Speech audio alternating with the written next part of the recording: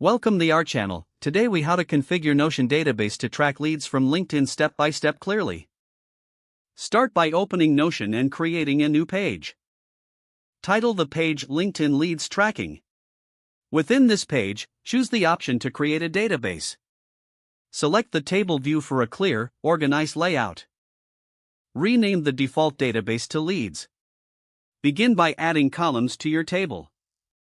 Create a column titled Name and set it as the main property. This is where you'll input the names of your leads.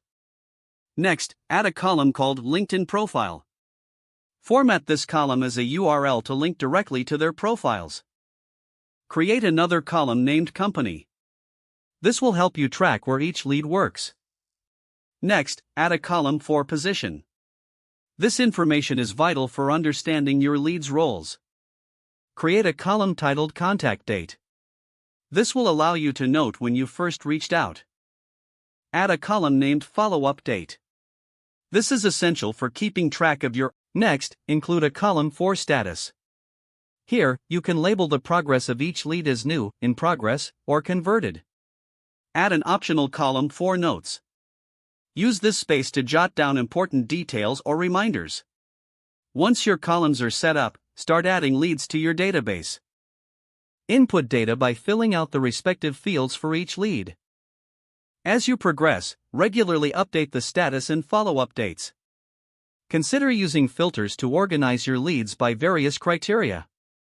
You can filter by status, company, or contact date depending on your needs. Utilize tags to color-code your leads for quick visual identification. To automate follow-up reminders, set up date-based notifications. You can achieve this through Notion's built-in reminder setting. Periodically review your database to analyze lead progress. Adjust your approach based on what is working best for your outreach. When you reach a milestone, consider celebrating those successes. With everything in place, you now have a functional database to track your leads efficiently. Regular usage will make your lead tracking a seamless part of your routine. If the page does not load, refresh the browser or try again in a private or incognito window. Make sure you are using the correct email address, then retype it carefully to avoid small typos.